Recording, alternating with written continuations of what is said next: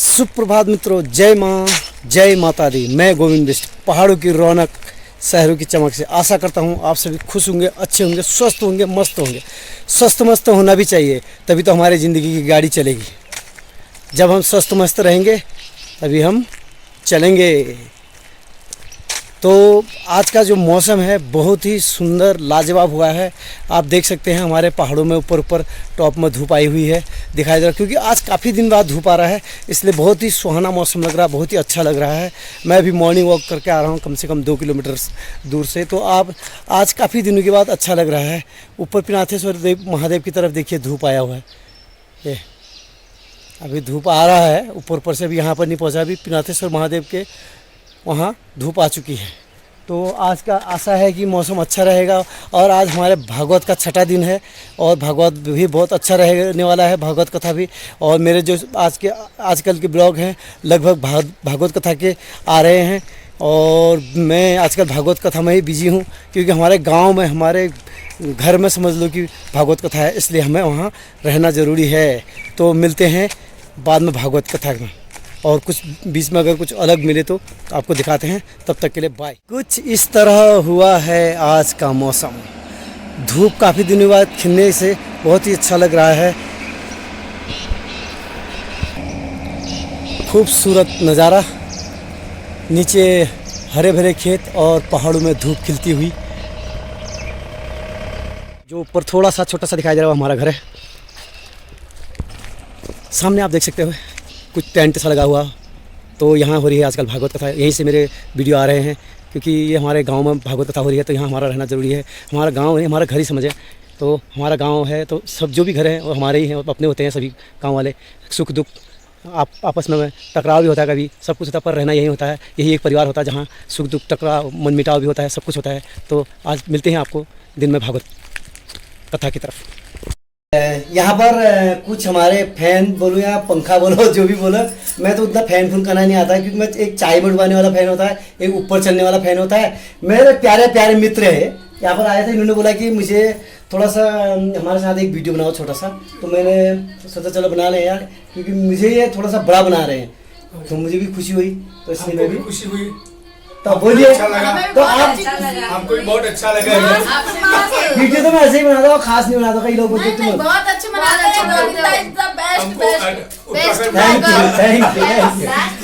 अच्छा लगा। दिल से आप लोगों का बहुत बहुत धन्यवाद। तो आप कुछ कहना चाहेंगे और उसे भी अपने साथी से, अपने मेरे जो फैमिली है, जो मैं क्या चाहता हूँ कि मेरी फैमिली जरा थोड़ा बड़ा बने। Thank you.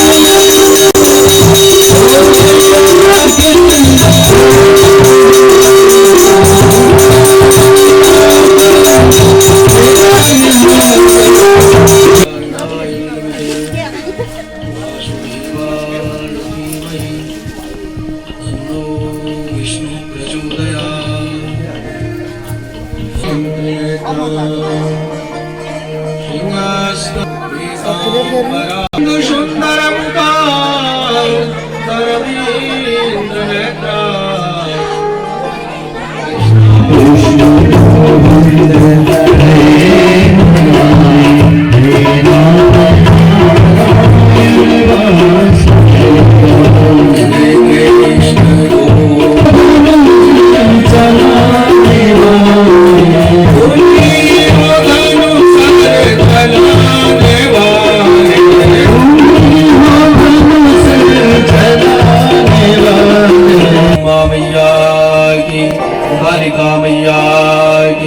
सदगुरुदेव भगवान की, हनुमान जी महाराज की, पितृ देवताओं की, बोले वृंदावन बिहारी लाल की जय जय श्री राधे, जय जय श्री राधे। परम सम्मानीय कथा विलासी भक्ति रूपी माताएं, ज्ञान वैराग्य रूपी पुरुषजन, कथा मंडप पर विराजमान पूजनीय ब्राह्मण मंडली, सम्मानीय हमारे संगीताचार्य जी, आज इस पवित्र नैमिषारण्य में करुणालय वरुणालय भक्त वांछा कल्पतरु श्री राधा कृष्ण जी की वांगमयी मूर्ति श्रीमद् भागवत महापुराण जी की कथा अपने छठे दिवस की ओर चल रही है। जिस कथा का आयोजन पूरा श्रोता समुदाय धर्म अर्थ काम शांति सुख समृद्धि के लिए कर रहे हैं। देखिए महाराज, कल की कथा का जो प्रसंग चला कि वही भगवान रात में आए, क्या डरते थे वो लोगों से? माताएं थोड़ा शांत रहे दिन, लेकिन काम दोनों का एक ही, दोनों का काम क्या है? एक का काम जलाना है, एक का काम पकाना है, है कि नहीं? यानी कि भगवान ये संदेश देना चाहते हैं कि ब्राह्मण चाहे कैसा भी हो, क्या भी हो, तुम उससे तुम्हारी ना बनती हो कोई बात नहीं, बात न करे कोई बात नहीं, लेकिन उसे कभी छेड़ना नहीं है, बल्कि जितना हो सके उसे प्रेम से क्या करा दे, भोजन करा दे। तो बना के खिलाया महात्मा जी को। महात्मा जी जब जाने लगे ना, तो नंद बाबा महाराज आशीर्वाद लेने के आए, और जब आशीर्वाद देने लगे, अरे नंद बाबा ने बोला, देखो महाराज जी, कहा मैं 90 वर्ष का बूढ़ा है, और इस 90 वर्ष की उम्र में मुझे पुत्र का आशीर्वाद दे रहे, पुत्र का वरदान दे रहे। आज तक तो पुत्र मिला नहीं, अब 90 वर्ष में क्या मेरा पुत्र होगा? महाराज महात्मा जी बोले, अरे बाबा चिंता मत करो, जब तक तुम्हें पुत्र नहीं मिलेगा मैं यहीं आकर के रहूंगा। कहाँ रहूंगा? यही रहूंगा। तुम मेरी सेवा करते जाओ, मालपुआ रबड़ी खिलाते जाओ, और मैं संतान गोपाल का जप करते जाऊंगा। महाराज महात्मा जी वही ठहर गए, हमेशा महाराज संतान गोपाल का जाप कर रहे हैं। नंद बाबा महाराज उनकी खूब सेवा कर रहे हैं। और कुछ दिनों के बाद महाराज उस संतान गोपाल जप की कृपा से 80 वर्ष के नंद बाबा और महाराज 80 वर्ष की माँ यशोदा, 80 वर्ष की माँ यशोदा, और महाराज ऐसी कृपा हुई कि नंद बाबा को पता चल गया कि भाई मैं तो बाप बनने वाला हूँ, मैं तो पिता बनने वाला हूँ। अब भाई यशोदा की सेवा कौन करेगा, इसकी देख रेख कौन करेगा? तब महाराज नंद बाबा की एक बहन है महाराज सुनंदा, और महाराज अपनी बहन सुनंदा के पास गए और सुनंदा को एक खबर सुनाई कि भाई तू बुआ बनने वाली है। या महाराज, और जब वसुदेव जी कृष्ण को लेकर के वापस चले गए मथुरा, तब महाराज योग माया रोने लगी। महाराज उधर योग माया रोई तो कंस को पता चला, और इधर महाराज बालक यशोदा जी की पलंग पर पड़ा है। यशोदा जी को ये तो पता है कि कुछ हुआ है, लेकिन ये पता नहीं कि बालक हुआ है या कन्या हुई है। महाराज सुबह गई सुनंदा, दरवाजा खोला, तब तक वहां बालक पड़ा हुआ है। ओ यशोदा उठ उठ, महाराज अरे तेरा बालक हुआ है। महाराज सुनंदा दौड़े दौड़े गई, आनंद जी को ढूंढ रहे। आनंद जी कहाँ है? यमुना किनारे। क्या कर रहे हैं? माला फेर रहे। अरे क्या दोगे मुझे पहले इसके बदले इनाम में? नंद बाबा जी कह रहे हैं, सुनंदा तू आज पूरी तिजोरी की चाबी रख, और जो तुझे चाहिए तू अपने हाथों से वो निकाल ले। पहनो। महाराज नंद बाबा को खूब क्रीम पाउडर लगा करके उन्होंने वो सजा रहे। नंद बाबा कह रहे बुढ़ापे में क्या सजूंगा मैं ऐसे? जब सजा दिया ना, पूछ रहे, अरे छोरा ये बता मैं कैसे लग रहा हूँ? अरे नंद महाराज ग्वाल वाल करे, बाबा ऐसे लग रहे हो जैसे कि आज तुम बेवला बने हो। क्या बने हो? बेवला बने। अरे तुम क्या सच कह रहे हो? हाँ तुम इतने सुंदर आज दिखाई दे रहे हो। महाराज उसी समय ब्राह्मणों को मंगाया, और नंद बाबा ने महाराज 20 लाख गाय दान देने का क्या कर लिया? संकल्प कर लिया। 20 लाख गाय, एक दो गायें नहीं हो, उधर भी जो है कि उधर भी खड़े हो लोग, इधर भी खड़े हो, एक दूसरे को न देख पा रहे, उसको क्या कहते हैं? तिल का पर्वत कहते हैं महाराज। आए भाई, अरे भैया नंद बाबा के यहाँ से लाया ना, अरे तुझे क्या वहां यही मिला? अरे मैं तो ये लाया, क्या है तुम्हारे पास? तुम्हारा दिखाया तो क्या? सोने की थाली, सोने का कटोरा। अरे तू चांदी का लाया वहां से? मेरे पास तो सोने का मिला मुझे। अरे जहाँ की दूध का क्या हो भंडारा। भाई सबसे बड़ा क्षीर सागर तो भगवान के पास है ना, वहां दूध की कोई कमी नहीं है महाराज। दूध दूध ही बिखरा, मक्खन ही मक्खन बिखरा हुआ है महाराज। इधर महाराज जब कंस ने आकाशवाणी सुनी ना, तब महाराज वसुदेव देवकी के पास गया और कहने लग गया, हे बहन, हे बहनोई, मुझे क्षमा कर दो, मुझ दुष्ट ने तुम्हारे निपराध। आप जब एक प्रत्यंचा चढ़ाते हो तो देवता भी रास्ता छोड़ देते हैं। आप ऑर्डर दो ना, क्या करना है। 10 दिन से कम के उम्र के बालकों ने जहां भी जन्म लिया है हम उनको मार देते हैं। यह जो 10 दिन से ज्यादा जिन्हें हो चुका है हम उन्हें भी क्या कर देते हैं? मारना शुरू कर देते हैं। मूलमी विष्णु देवानाम यात्रिदार्व सनातनम तस्य च ब्रह्मणो विप्रास तपो यज्ञ सदक्षिणा, तपो यज्ञ सदक्षिणा। महाराज कंस ने कहा ठीक है भाई, तुम ऐसा ही करो और उन बच्चों को मारना क्या करो शुरू करो। अवाधंत विचित्राणि वादित्राणि महोत्सवे कृष्णे विश्वेश्वरे नन्ते नंदस्य ब्रजागते, नंदस्य ब्रजागते। और इधर कंस के महाराज जो राक्षस हैं वो अत्याचार फैलाना क्या कर रहे हैं? शुरू कर रहे हैं महाराज। भ्रातर्वं सुता कंचिन माता सहवद्गजे ताता भवन्तम मन्वानो भवद्भ्याम उपलादितः। कुछ समय की बात ना महाराज बाबानंद कंस का वार्षिक कर चुकाने के लिए महाराज कहाँ चले गए? मथुरा चले। उस समय प्रजा राजा को क्या देती थी? कर दिया करती थी, मेरे हाथ में दे दे। महाराज उधर भगवान देख रहे हैं, लेकिन जैसे भगवान ने पूतना को देखा ना तो भगवान ने अपनी आंखें क्या कर ली? बंद कर ली। भगवान मानो ये कहना चाह रहे हैं क्या? अरे जगतवासियों, इस पापमयी पूतना को यदि तुम देखना चाहते हो अपनी आंखों से तो देख लो, लेकिन मैं तो इसको अपनी आंखों से नहीं देखूंगा। दूसरी बात कह रहे देखो, जब राम जन्म में आया खाने के लिए हुआ था, लेकिन फिर भी स्त्री से क्या होने जा रहा है? सामना होने जा रहा है। भगवान ने अपना तेज छुपा दिया कुछ देर के, इसलिए छुपाया कि कहीं मेरे अपना तेज छुपा दिया। जैसे युद्ध में देना चाह भगवान के भी आंखें बंद मांगे। दूसरी बात, आंखें इसलिए बंद की भगवान ने, क्योंकि आंखें बंद इसलिए बंद की आंखें कि अपने इष्ट भोलेनाथ का ध्यान कर रहे हैं। हे राजन परीक्षित, द्रोणो वसूनाम प्रवरो धरया सहभार्यया वरिष्यमाणादेशान ब्रह्मणास्तुमुवाचः। तो ये नंद जी है ना, ये पूरा जन्म में द्रोण नाम की वसु थे। उस हरि के ऊपर, हरि के प्रति हमारी अविचल भक्ति हो। क्या हो? अविचल भक्ति। तब महाराज ब्रह्मा जी की बात को सत्य करने के लिए भगवान ने स्वयं गोकुल में क्या लिया? जन्म लिया। तो यही द्रोण आज नंद बन के आए और यही सुतपा क्या बन के आई? यशोदा बन के आई। यशा ददाती इति यशोदा। यशोदा का होता है भाई जो सबको कल्याण चाहती है, वो क्या है? यशोदा है। सबको प्रसन्न देखना चाहती है, सबको खुश रखती है, वो क्या है? महाराज यशोदा है। महाराज सुकोवाच एकदा विरदासीसु यशोदा नंदगेहिनी परमान्तरमुक्तासु निर्ममान्तां स्वयंददी, निर्ममान्तां स्वयंददी।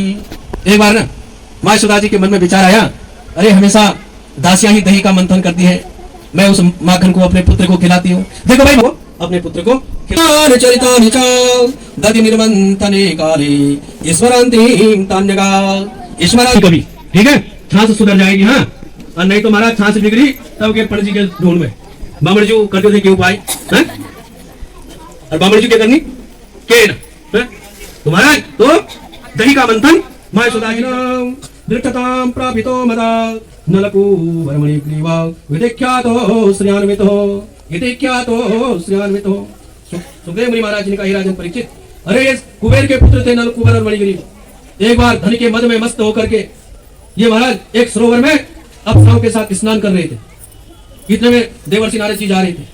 उन अप्सराओं ने जब नारद जी को देखा तो महाराज उन्होंने तो अपने वस्त्र इत्यादि पहन लिए, लेकिन अहंकार के कारण, धन के मद के कारण ये नलकुबर और मणिग्रीव ये महाराज वहीं के वहीं खड़े रहे। जब मैं गया तो इन्होंने मुझे नारद जी को प्रणाम भी नहीं किया, और नारद जी ने सोचा अरे ये तो भगवान के भक्त हैं और कुबेर के पुत्र हैं, और यदि मैं इनका कल्याण नहीं करूंगा तो इनका पतन हो जाएगा, इसलिए इनका उद्धार होना क्या है। तब नारद जी ने कीजिए जिससे कि हमें श्राप से क्या मिल जाए? मुक्ति मिल जाए। हे राजन परीक्षित, तब देवर्षि नारद जी ने इन्हें आशीर्वाद भी दिया। जब भगवान द्वापर में आएंगे भगवान कृष्ण, तो भगवान के हाथों से तुम्हारा क्या होगा? उद्धार होगा, तुम्हारा कल्याण होगा। तो यही महाराज जब वहां पर दो दिव्य पुरुष प्रकट हुए, ये भगवान के चरणों में गिर गए, नल कुमार मणि गिरी। इन्होंने भगवान की स्तुति की। भगवान ने कहा जाओ अपने घर को जाओ, है अपना राज्य शासन करो। और भगवान ने क्या दिया? आशीर्वाद दिया। वृक्षों से इनका क्या कर दिया? कल्याण कर दिया। वो नाज, लोग उसे नाज देते थे तो उन्हें क्या देके चले जाती थी? फल देकर के चले जाती थी। जब भगवान ने देखा कि भाई फल बेचने वाली आई है, मन में इच्छा हुई कि मैं भी कुछ फल ले लूं। अंदर गए, अपनी माँ से कहा माँ कुछ अनाज मुझे भी दे दो ना। और हाथ में लिया महाराज अनाज। किसमें लिया? हाथ में। और अनाज लेके जा रहे हैं, वो अनाज रास्ते में ही क्या हो गया? गिर गया। लेकिन जो फल बेचने वाली थी ना, उसने भगवान के दोनों हाथ किससे भर दिए? फलों से भर दिए। और भगवान ने भी महाराज उसकी झोली इतनी भर दी, उसे जीवन भर फल बेचने की जरूरत पड़ी ही नहीं महाराज। बोलो आनंद कंद श्री कृष्ण भगवान की। अब 2 मिनट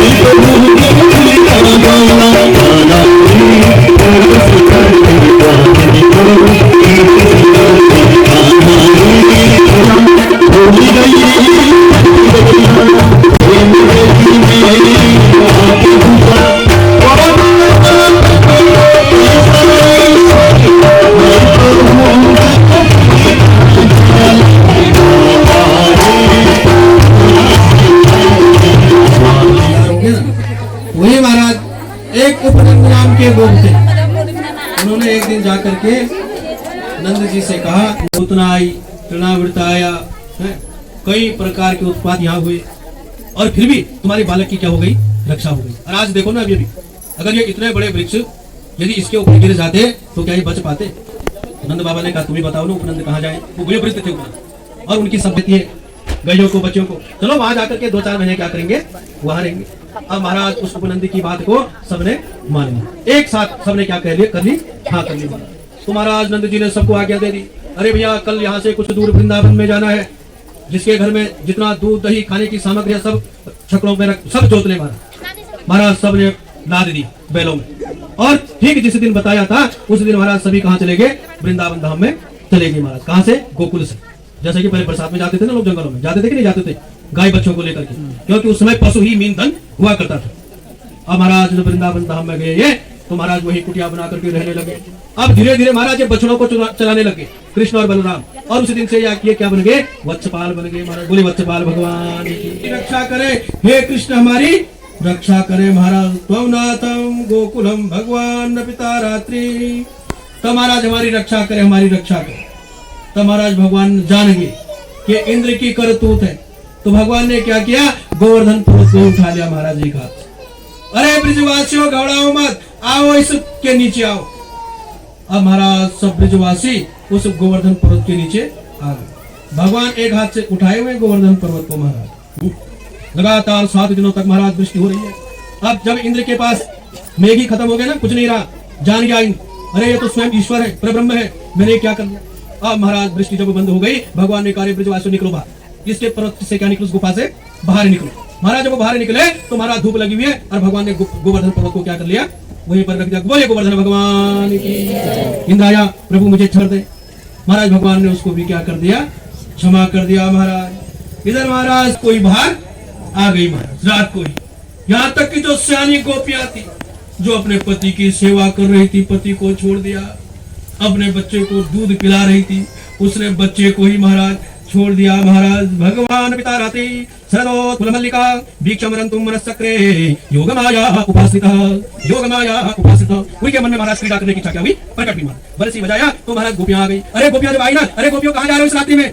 तुमने बंसी बजा करके हमें मगाया, जाओ घर लौट जाओ। अरे कृष्ण पहले बंसी बजा करके हमें बुलाता है और फिर क्या कह रहे हैं कि जा घर लौट जाओ। ये कहाँ की वो है भाई? यदि हमको घर ही लौटाना था तो हमें बुलाया, तो अब हम घर नहीं लौटेंगे महाराज। एवं विनोदति भवान् गदितुं निसंसा संत्यज्य सर्व विषयास् तव पादमूलम् भक्त्वा भजस्व गुरवं ग्रामात् तस्मान् देवो यादि पुरुषो भजते मुमुक्षुम्। तो महाराज वो गोपियां स्वयं आज भगवान को नचाने लग गई महाराज। वो गोपियां किसको नचा रही महाराज? भगवान को ही नचा रही महाराज। खूब क्रीड़ा की महाराज भगवान ने। अब महाराज ऐसे क्रीड़ा जब कर रहे थे तो महाराज गोपियों को थोड़ा क्या हो गया, अहंकार हो गया।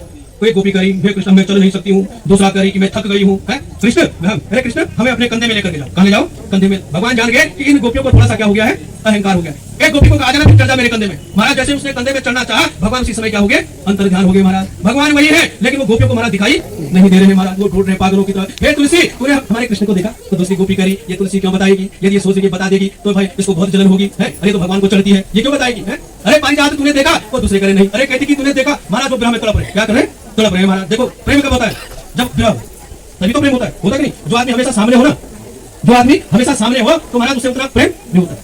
जब आदमी दूर होता है तब क्या होती है, पागलों की तरह जब वो तड़पड़ाता है महाराज। महाराज वो गोपियां तड़पड़ाने बादल इस अंगूठी को मेरी प्रियमता तक पहुंचा देना है। यदि तुमने नहीं भी पहुंचाया ना तो कोई बात नहीं, क्योंकि तुम मुझसे बड़े हो, मुझे उसमें कोई दुख नहीं होगा। कश्चित् कांता ब्रह्मगुणाः स्वाधिकारा प्रमथः सापेन सिंह मितमहिमा वर्षभोग्येन भरतु यस्सक्रे जनकतनया स्नानपुण्योदकेषु। तो महाराज गोपियों की आज वही दशा होगी। और जीव जब पागल होता है ना तब वो गाना शुरू कर देता है। क्या कर देता है? गाना शुरू। अब महाराज तुम लोग तो गाते हो जंगल में जब जाते हो, फिर आजकल तो जंगल में जाते नहीं, मोबाइल में 24 घंटे चलेंगे गाना भी। तो क्या वो तेरा जाना जयति तेधिकाम जन्मना ब्रजा, गाओ जयति तेधिकाम जन्मना इंदिया शाश्वत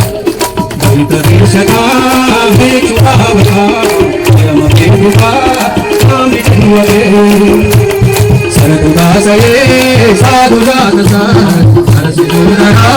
श्री सुरनाथ ते सुंदरदासिका भरतनीन को ये हकीमत भरतनीन को ये हकीमत। वो गोटा क्या करी महाराज? जयति तेधिका तुम्हारे जन्म देने के बाद इस ब्रजमंडल की, इस ब्रजभूमि की शोभा ही अलौकिक होगी।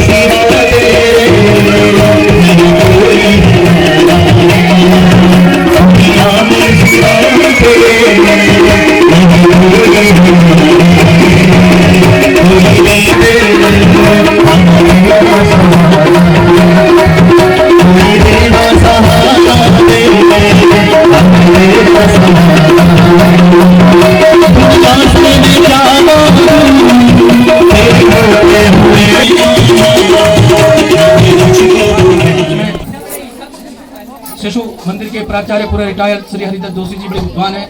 10 मिनट हम सभी लोग उनका आशीर्वाद लेंगे। और उनसे पहले राजकीय इंटर कॉलेज, मैं नाम को जानता नहीं हूँ, श्री पुष्करानंद जोशी जी हमारे बीच में बैठे हुए हैं और 24 घंटे वो भी भक्ति करते रहते हैं, अपना आप गुनगुनाते रहते हैं, बड़ा अच्छा लगता है। तो वो थोड़ा उठ करके या बैठी करके 2 शब्द पहले वो गए, फिर उसके बाद हमारे आचार्य श्री हरिदास जोशी जी, हमारे अनुज श्री गणेश जोशी जी और आज से आए हुए सभी स्मृतजन,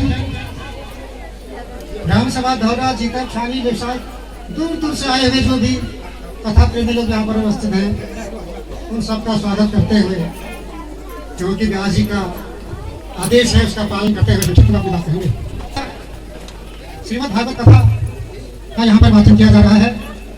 ये कथा महर्षि व्यास जी ने देखिए, जब 17 पुराण उन्होंने लिखे थे, लेकिन उनका मन बहुत उदास हो गया।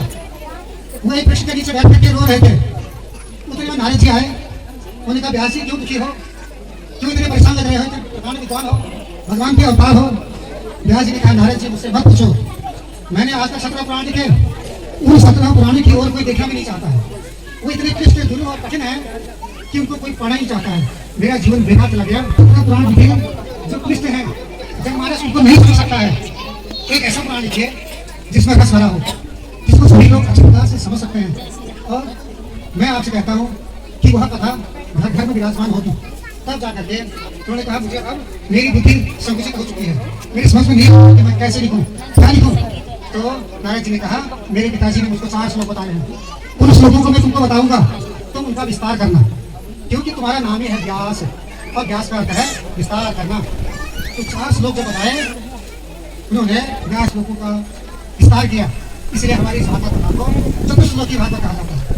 4 श्लोकों से ही महर्षि व्यास ने इसका इतना विशद विस्तार किया, और बाद में व्यास जी ने के घर में सुखे पैदा हुए।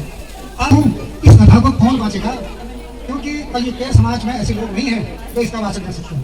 ये तो धन्य है हमारे गुरु जी व्यास जी महाराज, बहुत ही सरल आदर स्वभाव के हैं। हमारी भी कीर्ति परंपरा रही है कि हमने काफी कथाएं श्रवण की हैं, लेकिन देखा कि बड़ी सरल भाव से इस प्रकार से कथा के एक एक बिंदु को समझा रहे हैं, वैसा आजकल के लोग बहुत कम समझा। महापुराण की, गंगा माता की, गौ माता की, भारत माता की, परम पूज्य व्यास जी महाराज।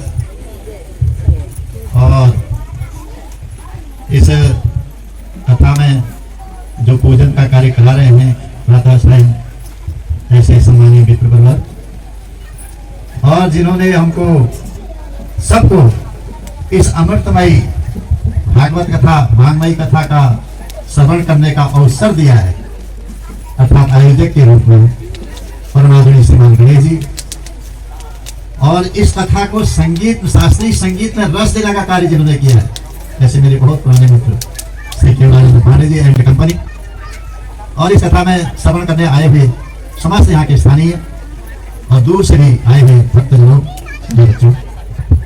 कथा, ये श्रीमद् भागवत कथा या कोई भी कथा, ये व्यास जी महाराज ने जो 18 पुराण लिखे, वेद लिखे, और ये पुराण इसलिए लिखे कि कलयुग जब आएगा, कलयुग में जनता भौतिकवादी हो जाएगी, उनको आध्यात्म की ओर मोड़ने के लिए कुछ न कुछ तो उपाय होना चाहिए।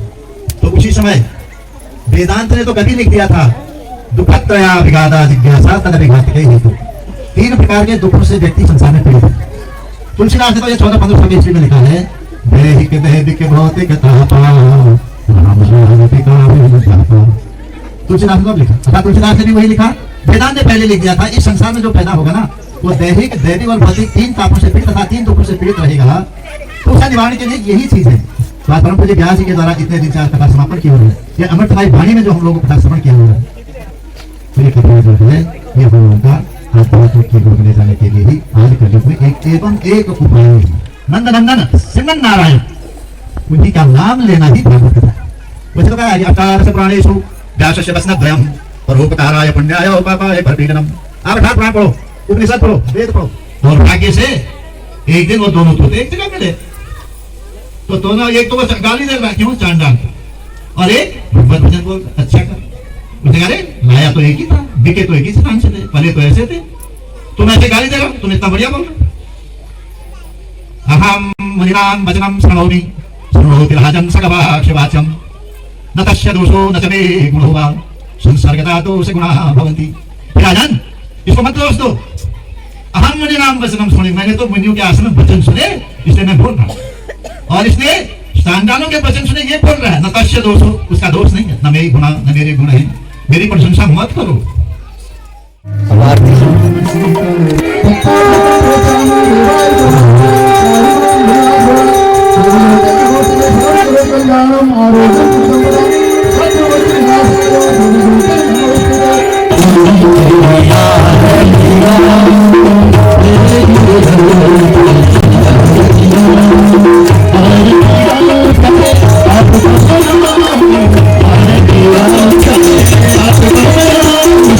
बहुत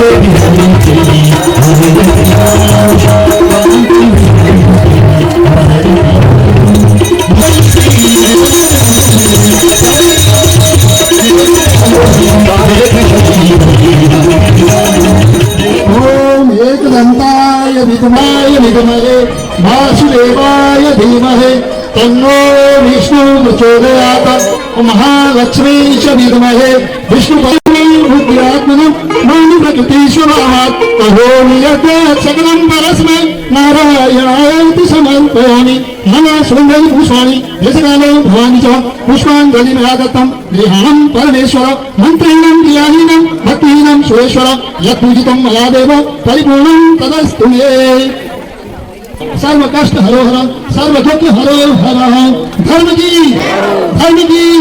अधर्म का प्राणियों में विश्व का भारत माता की पिनाकेश्वर महादेव की कालिका मैया की कुलदेवी की इष्ट देवताओं की क्षेत्र देवताओं की स्थान देवताओं की व्यास जी महाराज की ओम नमः पार्वती पते महापुराण की भागवत कथा की समाप्ति के बाद जन्म कीर्तन और नाच गान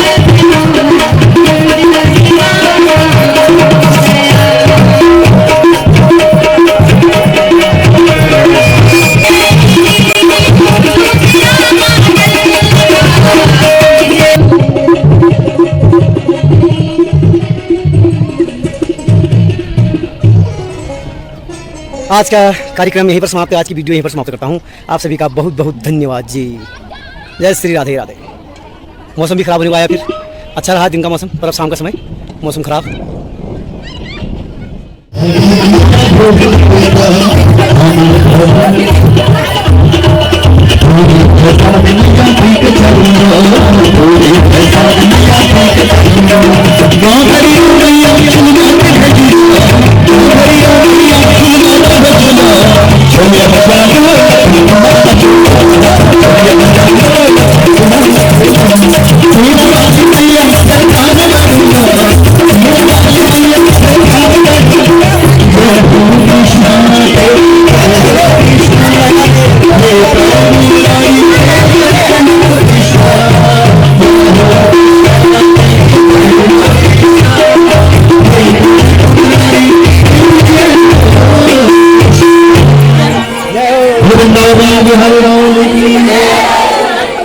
बाय बाय, मिलते हैं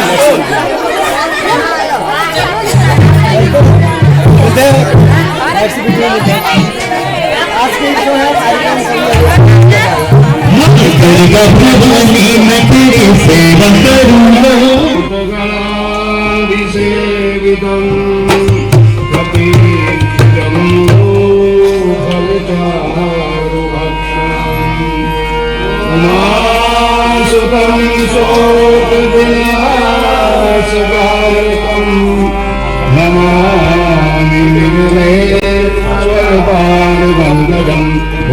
भगवान की ओम जय गौरी नंदा हरि जय गीतानंदा गणपति आनंद जय चरण नंदा ओम जय गौरी नंदा